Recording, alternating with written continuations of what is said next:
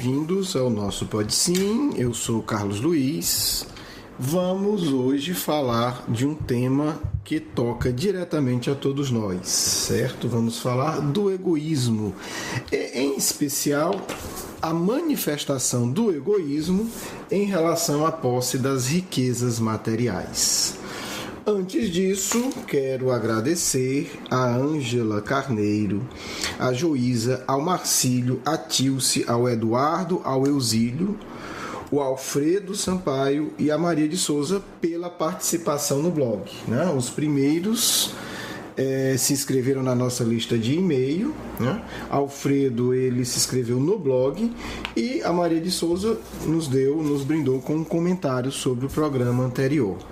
É muito importante a participação de vocês, tá certo? Às vezes eu acho que, mas não é para ser assim, que eu estou treinando nessa encarnação para daqui a alguns milênios ser João Batista. Porque, como sabemos, João Batista era chamado no Novo Testamento como a voz que clama no deserto, tá certo? Então, como eu não vejo às vezes muito retorno, eu digo, será que eu vou ser daqui a uns 30 mil anos João Batista, né? Bem, espero que daqui a 30 mil anos sim, mas eu não preciso desse treinamento no Pode Sim, tá certo? Participem, é importante a gente ter esse retorno de vocês. Um último aviso antes de começarmos o tema de hoje. Nós postaremos o curso agora aos sábados. Por quê? Porque o nosso grupo de e-mails, né, que esses nossos amigos aqui se inscreveram agora, ele tem uma limitação de aviso. Então eu não posso mandar na sexta-feira, no mesmo dia, o aviso do Pode Sim e o aviso do curso, né? Do nosso curso Um Convite à Juventude, né? Educação Espírita. Então, por isso, nós vamos, para manter esse aviso organizado, postar o programa Fica Normal, Pode Ser às sextas, e o curso Educação Espírita vai ser postado aos sábados, porque aí nós podemos mandar o e-mail avisando, né? E esperamos que dê certo, senão vamos ter que mudar para domingo a postagem do curso, mas acredito que sábado a gente já vai estar dentro da nossa cota de envio de e-mails, né? São ajustes técnicos apenas. Bem, saiu o estudo da Oxfam, que é uma organização britânica de combate à pobreza, uma organização bastante séria, e que coleta dados, né, sobre a riqueza mundial da famosa revista Forbes e do Banco de Crédito Suíço, que, segundo aí os estudiosos, possui o melhor banco de dados do mundo, mais atualizado, sobre a distribuição da riqueza no mundo. E aí nós vemos alguns dados que nos levaram, né, a pensar e a adotar esse tema no programa de hoje, né? O primeiro dado é o seguinte: em 2016, quer dizer, no próximo ano, nós teremos metade da riqueza mundial, 50% da riqueza mundial, pertencendo a apenas 1% da população. Quer dizer, há algo de errado, né? Há algo de errado, né? De cada 100 pessoas, uma possui a metade da riqueza. Então a conta é essa, né? E a outra metade está dividida por 99 pessoas. Quer dizer, o que mostra que tem algo, né? Como diria Shakespeare no Hamlet, há algo de podre no reino da Dinamarca, tá certo? Há algo de errado nessa repartição. Bem, o que torna mais preocupante, por exemplo, é que em 2009, 1% mais rico da população tinha 44%. Em 2016, quer dizer, num período muito curto, né, em termo histórico, 2009, 10, 11, 12, 13, 14, 7 anos, é nada em termos históricos. Mas houve uma concentração terrível, ainda maior. Bem, se fosse só isso, a preocupação não seria tão grande. Mas há um outro dado, né? Nós falamos aí do topo da pirâmide econômica, não confundir com o topo da escala espírita, são coisas bem diferentes. E agora vamos para a base, né? Para a parte, né, pior, parte mais pobre do ponto de vista econômico. Nós temos em nosso planeta hoje, né, no nosso querido planeta Terra, 1 bilhão de pessoas na miséria. E aí a coisa começa a se tornar alarmante. 1 bilhão de pessoas hoje na Terra vive com menos de R$ 3 por dia, né? Ou $1,25 aí, como queiram. Então o que acontece? R$ 3, né? Vamos ficar com isso, né? Quando a gente fala menos de R$ 3, nós vamos ter um grupo enorme que vive com R$ 1 por dia. Então vamos pensar o seguinte: você ter R$ 3 por dia para todas as suas necessidades, é óbvio que a situação, do ponto de vista financeiro, social, está inaceitável, tá certo? Está inaceitável. Porque não dá para a gente pensar que é razoável uma pessoa viver nessa condição. Estamos falando aí mais ou menos do preço de um cafezinho, tá certo, gente? E com o preço de um cafezinho, a pessoa tem que morar, comer, cuidar da saúde, ter acesso que deveria ter à cultura, a livros, a diversão, a lazer. Faça essa conta aí na sua vida e veja que você gasta bem mais de R$ 3 por dia para atender qualquer uma dessas necessidades. Então esse é o dado alarmante, e aí a gente tem que ficar muito preocupado. Quer dizer, como a gente admite num planeta tão rico, e aí eu vou dar um outro dado aqui, é que nós produzimos muito mais comida, por exemplo, do que a gente tem condição de consumir. Há um estrago horrível, né? Para ficar com esse recurso apenas, no outro programa talvez a gente fale disso, ou da água também, que é um outro recurso hoje que a gente já existe grande problema em relação a ele. Embora o planeta tenha água mais do que suficiente para toda a população e para o dobro da população. Mas aí é um dado que a gente tem que depois apresentar com calma para vocês. O que é que o Espiritismo nos diz? Qual será a nossa reflexão de hoje? A reflexão de hoje é o seguinte: é um problema muito fácil de diagnosticar, os espíritos já fizeram isso no Livro dos Espíritos, e muito difícil de resolver, tá certo? Há muitas questões tratando disso no Livro dos Espíritos, um programa é muito pouco para a gente levantar todas essas questões. Então eu vou me ater a 2 pontos, né? Um inicial para a gente fazer uma reflexão mais social e um outro mais psicológico. O ponto social é o seguinte: como resolver esse problema? E aí a gente é muito interessante a gente ver, porque o Livro dos Espíritos ele surge numa época que também surgem essas reflexões sociais, né, mais profundas umas, mais radicais e superficiais outras. E Kardec questiona isso, né? Kardec questiona a postura de um certo movimento social, de alguns movimentos sociais que simplesmente pregam: não, a gente toma, digamos assim, do 1% rico e distribui com os pobres. Kardec indaga isso aos espíritos. E os espíritos falam uma coisa que hoje, em 2015, está comprovado. Na época, não. Dizem o seguinte: são espíritos sistemáticos, quer dizer, pensam de uma maneira muito limitada. O sistemático aí vocês podem entender como cabeça quadrada, fechada, pensam de uma maneira muito limitada, e também ou são invejosos e egoístas. Infelizmente a gente viu que são a grande maioria invejosos e egoístas, porque infelizmente o socialismo materialista piorou a situação. Tá certo? Por quê? Porque aqueles que muitas vezes clamam, gritam contra a desigualdade social, quase sempre são invejosos, principalmente aqueles que fazem isso com ódio, né? Com aquele rancor, com aquela mágoa terrível. Então, quando a gente vê isso, a nossa história, inclusive do Brasil, já prova isso, né? Para não falar da história da União Soviética, por exemplo, e do leste europeu em geral. Por quê? Porque são indivíduos que clamam contra a riqueza dos outros, não porque estão comovidos com a pobreza, no caso hoje, de 1 bilhão de pessoas do planeta. Não. São indivíduos que clamam contra a riqueza porque eles não têm o excesso em que eles querem ter. Então, muito cuidado aí. Já alertava o Livro dos Espíritos em 1857. Muito cuidado com esses sistemáticos e ou orgulhosos e ambiciosos, né? Porque eles falam dos ricos porque têm inveja. Não é assim que a gente resolve as coisas, né? E não é o Espiritismo que vai nos indicar esse caminho. Pelo contrário, os Espíritos alertam a Kardec contra essas pessoas.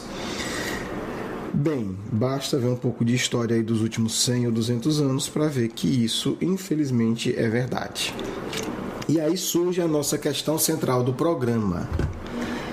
Como combater, como transformar essa situação? E aí nós vamos para o capítulo 12, Perfeição Moral, item 3, do egoísmo. E aí vamos agora começar a entender que bicho ou que monstro é esse chamado egoísmo. Questão 913. Vai começar a nos dar a pista, tá certo? A gente não vai ler tudo, embora seja uma tentação, porque tem muita coisa interessante nesse item. Esse item vai da questão 913 à questão 917, né? São 4 questões que tem uma profundidade e eu vou dizer, né? Não vou dizer que tem toda a solução, mas tem o caminho da solução desse grave problema. Não sei se nós espíritas já nos demos conta disso. Mas vamos lá, vamos começar a nos dar agora, né? Quem não deu ainda, do egoísmo. Entre os vícios, qual podemos citar como o mais radical? Olha que questão interessante. Quer dizer, de todos os vícios, Kardec pergunta aos espíritos qual o mais radical, qual o mais profundo, qual que causa mais desgraça. Na minha linguagem, eu diria, qual o pior de todos? Qual o pior de todos os vícios? Olha o que é que os espíritos respondem. Já te dissemos muitas vezes, quer dizer, como quem diz, presta atenção no que a gente está falando. E aí dizem, 2 pontos, o egoísmo. Dele deriva todo o mal. Todo o mal. Então, o que a gente está apresentando aqui de 1 bilhão de pessoas passando fome no nosso planeta é apenas, apesar de ser uma desgraça de proporções, né, imensas, um dos males do egoísmo. Um dos males do egoísmo. E aí me permita um comentário, né? A gente vê pessoas muito puritanas e perfeccionistas e fingidas no movimento espírita que dizem, né, não, porque eu não tenho vício, eu não bebo, não fumo. E aí a gente vai ver, mas tem toneladas de egoísmo.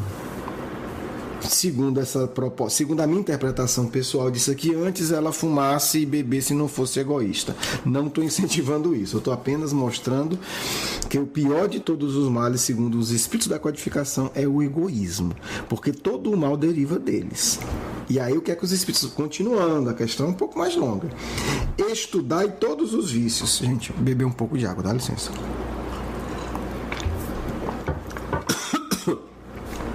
Estudai todos os vícios e vereis que no fundo de todos eles existe o egoísmo. Quer dizer, a base, a origem dos outros vícios está no egoísmo. Por mais que luteis contra eles, não chegareis a extirpá-los enquanto não os atacardes pela raiz, enquanto não lhes houverdes destruído a causa. O que é que os espíritos estão dizendo? Vocês vão lutar contra os outros vícios, vão diminuir, ótimo, excelente, mas para se livrar de todos os vícios tem que ir para a causa, para a raiz, para a origem, para o que alimenta os outros vícios. E o que é que alimenta os outros vícios? O egoísmo. Continuemos, ainda estamos na 913. Olha que orientação, não sei se nós espíritas já entendemos isso. Que todos os vossos esforços tendam para esse fim, né, para extirpar o egoísmo, porque nele se encontra a verdadeira chaga da sociedade. Quem quiser, nesta vida, se aproximar da perfeição moral, deve extirpar do seu coração todo o sentimento de egoísmo, porque é incomparável com a justiça, o amor e a caridade. Ele, o egoísmo, neutraliza todas as outras qualidades. Bem, está aqui a orientação da questão 913. E aí vamos para 914, que também é curta, e as outras eu só vou ler trechos para a gente ir comentando. Estando o egoísmo fundado no interesse pessoal, né? O egoísmo é o excesso do interesse pessoal, parece difícil extirpá-lo inteiramente do coração do homem. Chegaremos a isso? Olha a grandeza de Kardec. Kardec é inteligente, né? Ele pensa, Deus do céu, né? A interpretação é minha, viu, gente? O egoísmo é a causa de tudo, mas onde a gente vê... Ele está no coração do homem, é o núcleo do coração do homem. A gente vê isso em cada instante, né? Na reunião mediúnica, o espírito sofrendo profundamente e o médium reclamando porque não pode passar 3 minutos do final porque ele quer ir para casa ver a novela dele. E aí, vibratoriamente, ele atrapalha o atendimento de um espírito suicida. Um espírito que está nas trevas há 100 anos. Um espírito que vai levar outro ao suicídio. Ele diz, não, mas 5 minutos eu não posso. Quer dizer, a novela dele é mais importante do que o suicídio de alguém. É só um exemplo que surgiu agora, vamos lá. Kardec então pergunta, meu Deus, é possível isso? Olha como Kardec é pé no chão. Kardec é tudo menos um alucinado, né? Um sujeito que vive no mundo da ilusão. Será possível? E aí o que é que os espíritos respondem? À medida que os homens se esclareçam sobre as coisas espirituais, dão menos valor às materiais. Em seguida, é necessário reformar as instituições humanas, que o entretêm e o estimulam. Isso depende da educação. Aí você vai questionar, mas o indivíduo não é uma mediúnica, né? Não está esclarecido das coisas espirituais? Não. Pode ser que esteja e pode ser que não esteja, porque o esclarecimento aqui é algo mais profundo. Mas vamos continuar, né? Vou deixar para vocês a leitura mais calma da 915, vou deixar com vocês a leitura mais calma também da 916 e vamos já pular para a 917, porque ela é um pouco mais longa e tem um comentário genial de Kardec, tá certo?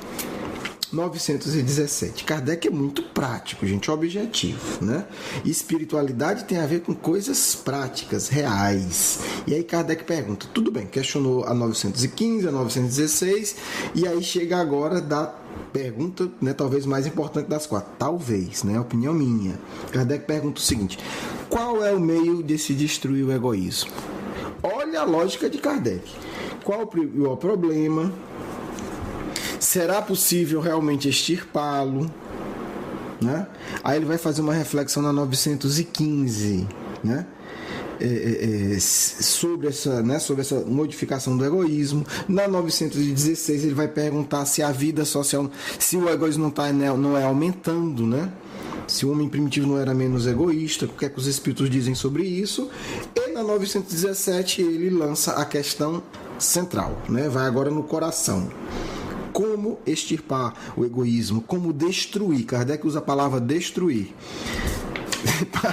Para os ouvidos sensíveis pode ser complicado, mas Kardec usa as palavras que têm que ser usadas. Como é que a gente destrói esse monstro? Né? Como é que a gente destrói esse troço que está fazendo tanto mal para a gente? Os espíritos respondem, de todas as imperfeições humanas, a mais difícil de desenraizar, olha a palavra, né? De arrancar lá do coração, é o egoísmo. Porque ele se liga à influência da matéria, da qual o homem ainda está próximo da origem e não pode libertar-se. E aí a gente tem que render homenagem ao espírito que respondeu isso aqui, né? Que é o Fenelon, que é também muito pé no chão. O homem ainda está muito próximo estamos ainda muito próximos da origem. Ainda somos espíritos ligados muito à matéria. Por isso, cuidado com aqueles que se apresentam como indivíduos que não têm mais, que não precisam de contato, né, com o mundo material, que não ligam para as coisas materiais. Eles estão indo para o outro extremo e vão cair. E quem quiser segui-los vai cair também, porque Jesus diz que quando um cego e outro cego caem no barranco. A nossa realidade é muito ligada à matéria. Então, quando a gente fala de combater o egoísmo em nós, não é virar Jesus de Nazaré, é minimizar, né? Nosso desafio agora é minimizar, é não estar rico vendo alguém passar de fome e não poder fazer, não fazer nada. Isso é o que a gente tem que estar atento. Continuando. Tudo concorre para aumentar a influência do egoísmo, as leis, a organização social e a própria educação. Olha aí, constatação real, não é viagem. Mas vamos agora para a solução. Olha o que Fenelon nos diz. O egoísmo se enfraquecerá com a né, predominância da vida moral sobre a vida material. E como eu sempre digo, quando se fala vida moral nessa época aqui, está se falando de vida emocional.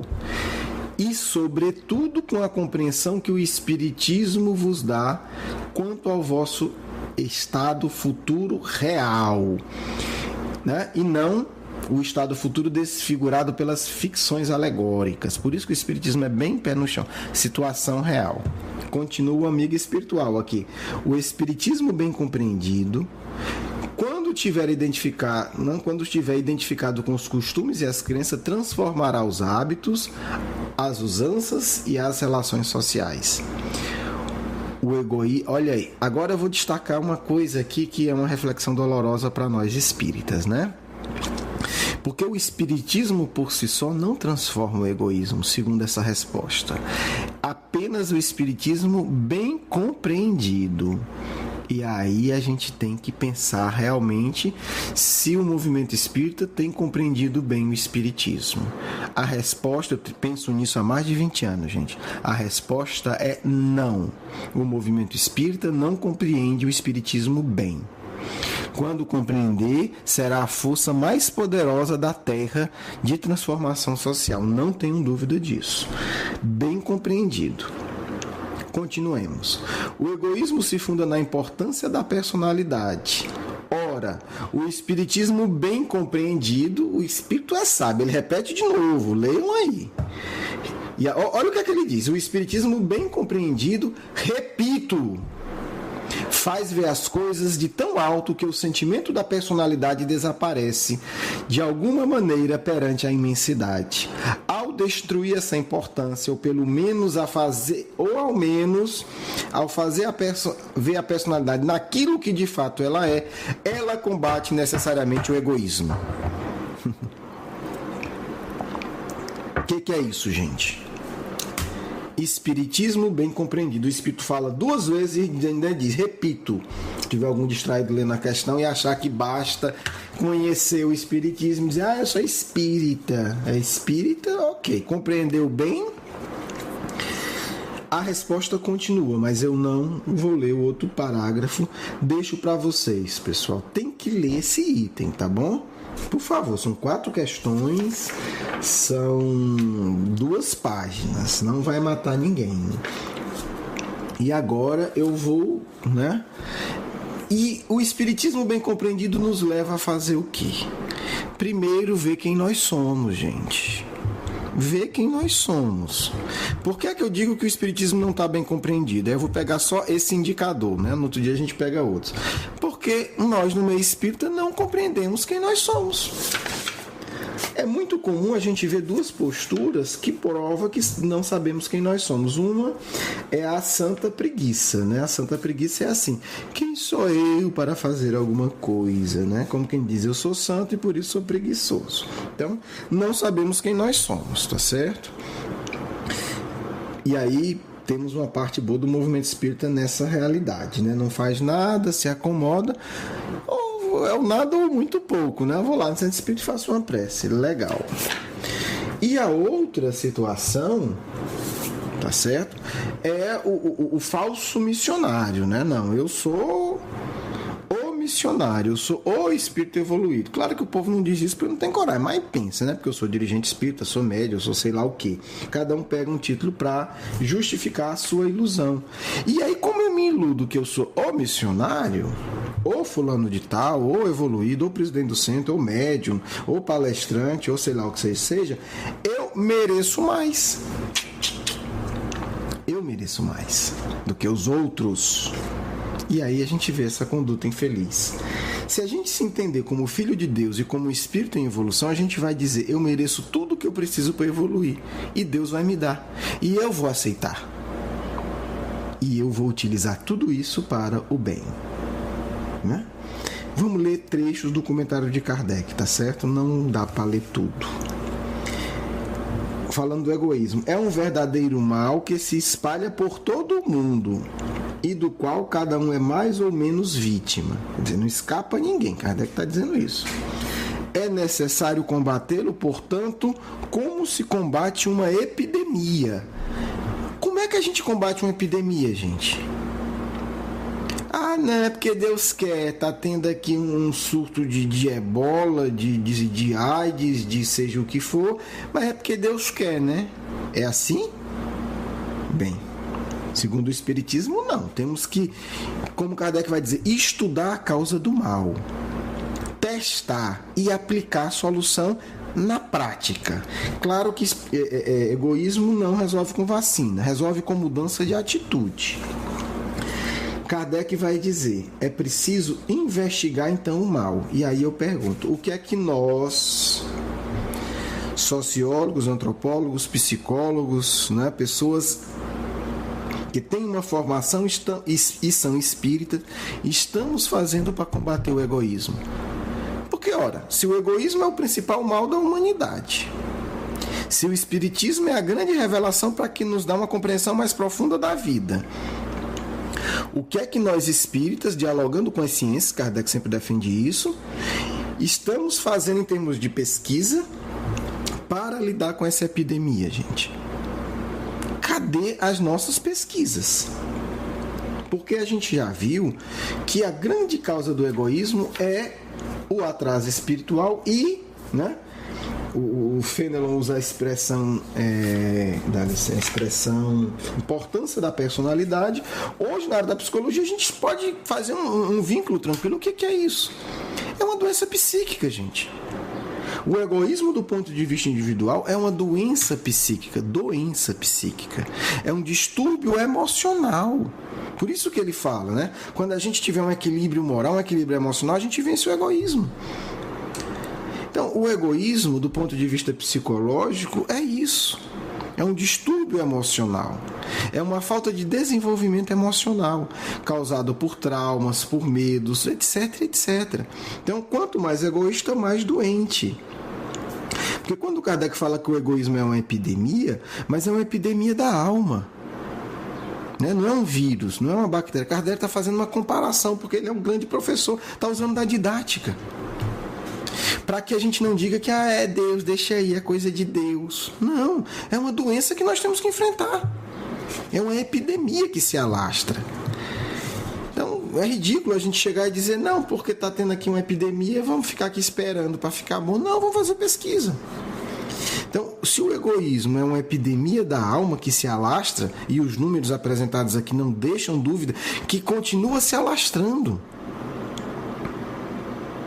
né? E se continua se alastrando, o que é que nós espíritas estamos fazendo com isso? O que é que a gente faz objetivamente? O que é que a gente faz objetivamente para tentar se imunizar dessa epidemia que se alastra em nossos corações? E o que a gente faz para combater em nossa sociedade? Kardec diz, é preciso fazer pesquisa sobre isso. E aí, depois que a gente descobrir o remédio, a gente aplica. E aí também não é... Kardec, gente, é tudo menos passe de mágica. Olha aí. Depois que descobrir, a cura poderá ser prolongada porque as causas são numerosas, né? Porque a causa é essa, mas tem várias outras subcausas, né? Como as leis sociais, né, que facilitam a acumulação e estimulam. A sociedade admira os doentes egoístas que têm seus milhões. Não estou dizendo que quem tem milhão é doente egoísta, mas tem muito doente egoísta que tem. Tá certo? Então, tudo isso também é causa, é estímulo. Mas não se chegará a esse ponto se não se atacar o mal pela raiz, ou seja, com a educação. E aí, pelo amor de Deus, vamos entender a educação como Kardec, né? A educação que Kardec está dizendo aqui são as práticas da cura do egoísmo, né? E aí a gente vai poder, em outros programas, se vocês se interessarem, falar um pouco mais sobre isso. Quer dizer, como essas doenças, como a doença do egoísmo pode ser combatida, pode ser curada. O que é que tem por trás do egoísmo? Muitas vezes, por trás do egoísmo, tem uma baixa estima. A pessoa se sente tão infeliz e tão sozinha e tão abandonada que ela tem necessidade de ser amada. E é saudável, todos nós temos. E aí, só que ela está perdida. E ela acha que vai aprender, que vai conseguir o amor dos outros, que ela confunde com atenção, tendo riqueza, né? Tendo o carrão, tendo as roupas tais, às vezes aparecendo na televisão.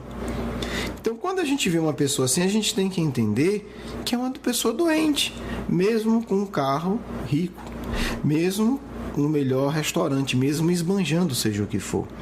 É uma pessoa doente e tem que ser tratada com compaixão como toda pessoa doente. Só que muitas vezes nós estamos tão doentes que a gente começa a invejar. E aí a gente cria um padrão social doente. Quer dizer, o doente que não tem inveja o doente que tem, porque o doente que tem finge que é feliz. Porque só que isso é um ciclo vicioso que não tem fim. Porque quanto mais o indivíduo aparece socialmente por possuir, mais ele tem necessidade daquilo, porque aquilo não vai satisfazer. E aí o pobre miserável, fica com a sua situação de vício de aparecer. E os miseráveis que são pobres, o miserável que é o miserável emocional, fica também preso naquilo. E aí gera um circuito energético de alimentação. Eu invejo fulano, fulano quer ser invejado e eu quero invejar. Então é importante demais entender isso. E para realmente a gente não cair nisso, a gente tem que se curar. Como é que se cura? Se desenvolvendo emocionalmente. Como está a minha relação com as pessoas? Eu desenvolvo uma relação que eu preciso ser aceita a qualquer custo? Ou não? E se eu preciso ser aceita a qualquer custo, por que eu tenho essa postura? O que é que me leva a me tornar um escravo da opinião do outro? O que é que me leva a me tornar um escravo da aceitação do outro? Então, tudo isso são realidades que estão no nosso dia a dia. Que desculpas eu uso para acumular cada vez mais? E aí a gente vê isso em todas as classes, Por muito tempo trabalhei com consultoria empresarial e aí a gente encontra pessoas que têm muito dinheiro. E aí fica questionando, mas por que fulano vive tão angustiado para ter mais? Porque o que ele já tem, já dá para ele, para os filhos e para os netos viverem muito bem, obrigado. Não estou falando de continuar trabalhando, estou falando de viver uma vida angustiada, nervosa e tensa, porque tem que meta sempre maior de acumulação de riqueza. Por quê? Porque é uma pessoa doente. É uma pessoa que precisa ter mais para mostrar mais, para poder... Porque na lógica do doente, ele acha que vai alcançar paz e aceitação e amor. Tá certo? Então, é importante olhar essas pessoas como irmãos doentes. Quer dizer, aqueles que têm tanto e precisam ter sempre mais para preencher um vazio que não vai ser preenchido com posse. Ou aqueles que não têm, mas invejam profundamente, porque querem ter a ilusão de que o fato de possuir muito vai torná-los felizes, porque eles veem todo dia isso na mídia, Feliz é quem pode viajar, olha a casa, olha não sei o quê. E muitas vezes nessas casas belíssimas o indivíduo comete suicídio e desenvolve todos os outros vícios, De droga, de sexo desequilibrado, etc, etc. Bem, fica aí o tema, caso hajam perguntas e a gente pode depois aprofundar isso. Fica a nossa proposta, que os espíritas que têm aí alguma formação nessas áreas, por favor, pensem seriamente em pesquisar sobre isso, dialogando aí com as ciências que você tem mais proximidade, porque precisamos pensar um pouco nisso. Que tipo de traumas da infância nos tornam mais egoístas? Isso é importante, Uma grande parte do egoísmo, como falamos aqui, tem a ver com as inseguranças emocionais. O medo, a falta de um vínculo profundo com Deus, e aí o indivíduo vive sempre inseguro, por mais que tenha, ele acha que tem que ter mais para dar segurança. Então temos aí a busca da segurança, temos a necessidade da aceitação ligada a isso. Temos alguns comportamentos de pessoas que foram profundamente magoadas, espancadas e têm prazer inconsciente, às vezes consciente, em ver os outros na miséria. Tudo isso existe. Tudo isso é uma realidade humana, nossa, de espíritos da Terra. Por que eu aceito a miséria? Por que eu aceito? Muitas vezes é um prazer oculto aí, dizer que ele tá pior do que eu. Porque tem gente que fica com raiva quando os outros melhoram. Então, são várias doenças da alma. que precisam ser pensadas, né, pela psicologia, pela psiquiatria, né, pelas pessoas que estudam o comportamento humano. E isso existe. A questão é como alterar isso. E uma última questão que eu deixo para vocês, né, que aí dá muitos programas. O que significa a expressão de Fenelon, que ele fala 2 vezes e enfatiza: espiritismo bem compreendido, né? O que significa isso? Espiritismo bem compreendido. Bem, um tema que não é fácil, que fica aí essa reflexão no ar, né, para todos nós. E a boa notícia é que nós temos a solução nas mãos: compreender bem o espiritismo, né? Fica o desafio aí para todos nós. Abrindo ao acaso o nosso evangelho, caiu aqui no capítulo 20, Trabalhadores da Última Hora, tá certo? Vamos ler aqui o item 4, né? Missão dos Espíritas. Não vou ler todo, é uma mensagem de Erasto, tá certo? Discípulo de Paulo, né? Nosso querido Paulo de Tarso, querido porque devemos muito a ele, todos nós, espíritas e cristãos, e eu vou ler apenas um trecho, porque aberto ao acaso é bem, né, surpreendente, porque é exatamente isso. Qual a nossa missão, hein? Não será trabalhar para a transformação do egoísmo em nossos corações e no mundo, né? Porque querer tirar o egoísmo só de si e não saber do mundo já é um egoísmo, né? Vamos ler aqui um parágrafo apenas. Não ouvis já se agitar a tempestade que deve dominar o velho mundo e tragar no nada a soma das iniquidades terrestres? Ah, bendizei o Senhor, vós que haveis posto vossa fé na sua soberana justiça, e como novos apóstolos da crença revelada pelas vozes proféticas superiores, e de pregar o novo dogma da reencarnação e da elevação dos espíritos, segundo tenham bem ou mal cumprido as suas missões, e suportando as suas provas terrestres.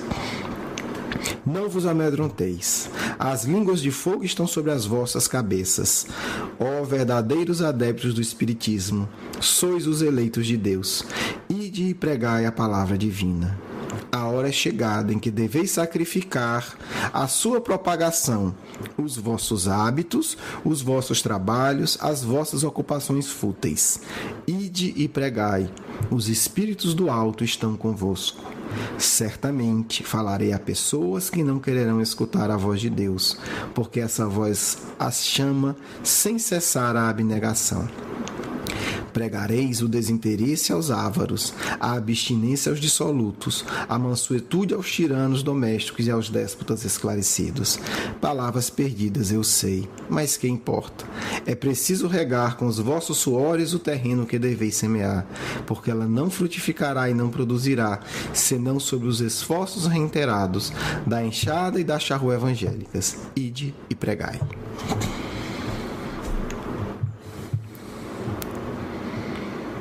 Pai de amor e bondade, te rogamos, Senhor, o amparo e a proteção, que os bons espíritos possam nos iluminar e, com o teu amparo, abrimos o espaço à participação dos amigos espirituais no programa de hoje. Que assim seja.